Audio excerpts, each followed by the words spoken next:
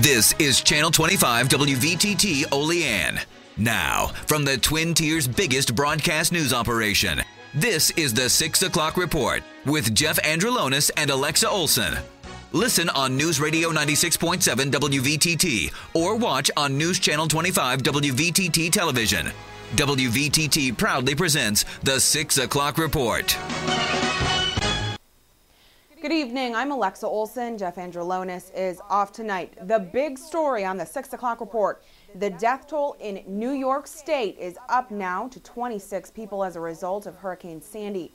U.S. Senator Charles Schumer says the government's response to Superstorm Sandy is beginning to shift from rescue to recovery, and the federal government will be hit hard to help cover the cost.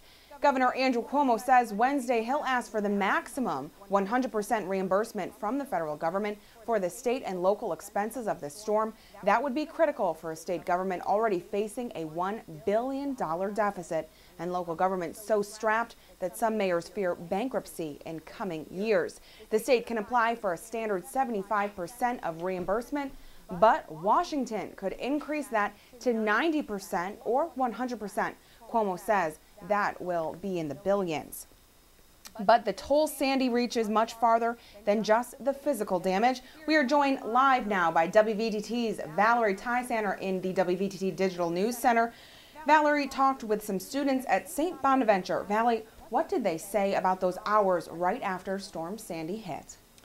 Well, Alexa, they said the hours immediately after it hit, most of them were watching the news. They were very scared. And you know, the Frankenstorm has come and gone, but lots of damage has been left in its wake.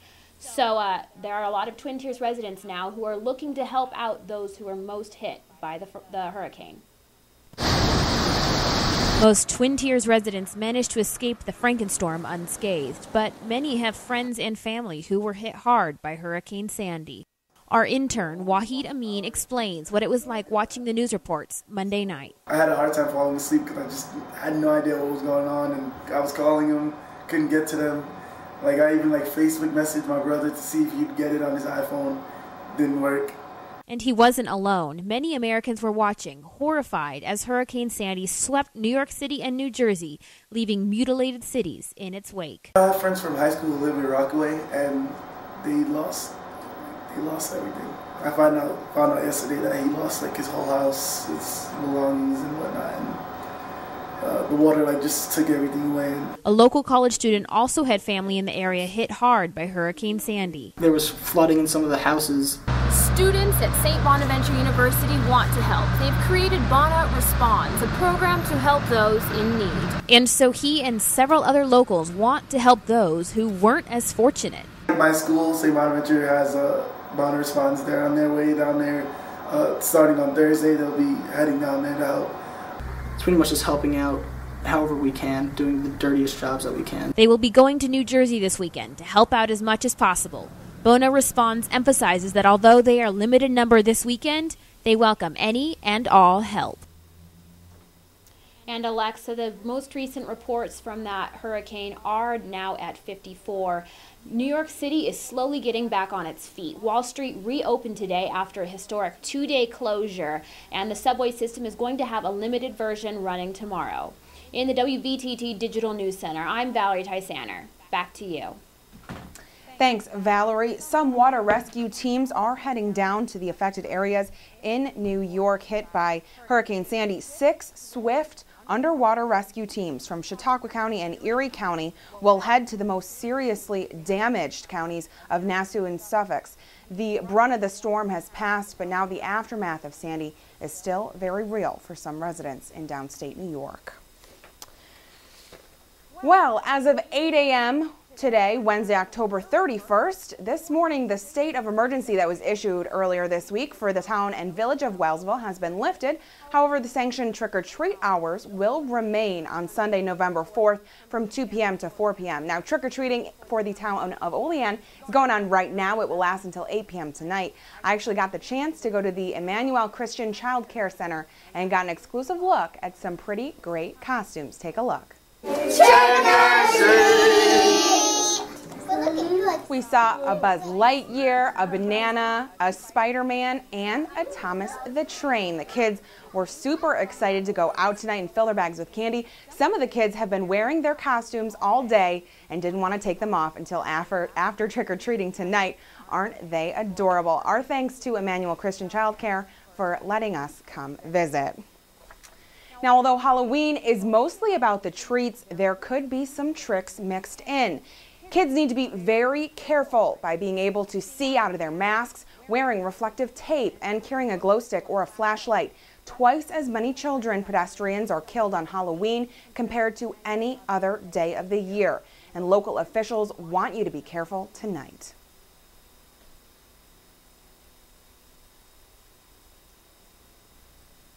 And I know some of the streets, they're piled quite high, so the kids are going to be more in the street, particularly in neighborhoods that don't have sidewalks. You know, keep an eye out. There are dark spots along those streets. A Western Pennsylvania judge says voters in Allegheny County in Pennsylvania will have 2 extra days to submit their absentee ballots due to the recent stormy weather. The extension was requested by attorneys for Allegheny County. The judge said Tuesday that absentee ballots received after the original deadline of November 2nd, but before the end of Election Day, will be counted for the presidential election. But those ballots will be sequestered to give the Allegheny County Board of Elections a chance to review them. The Allegheny County Republican Party opposed the motion to extend deadlines, saying the county wasn't affected by this week's storm. And another endorsement for Congressman Tom Reed with election night less than 1 week away. New York State Senator Kathy Young has endorsed Reed for Congress in New York's new 23rd Congressional District. According to Senator Young, this election is of critical importance to the people of the Southern Tier. Young added that Tom Reed's commitment to private sector job growth is what the state needs to move the region towards greater economic recovery. Senator Young represents the state's 57th Senate District, which covers Allegheny, Cattaraugus, Chautauqua, and parts of Livingston counties. She has served in the state Senate since 2005. Well, for the first time in program history, the St. Bonaventure women's basketball team is receiving votes in the preseason ESPN USA Today Coaches Poll. The Bonnies begin the season with 6 points, which would give them a ranking of 37. The poll ranks in the top 25 teams in the nation. The Bonnies ran through the 2011-2012 schedule in a 31-4 record in a berth into the Sweet 16 and the NCAA tournament. St. Bonaventure University finished last season at number 21 in the Associated Press poll, number 23 in the Coaches poll, and were positioned as high as number 16 in the nation during the week of March 5th. In other news, with farming and agriculture such a big part of life in parts of Pennsylvania, some new legislation signed into law last week by Governor Corbett should help the industry.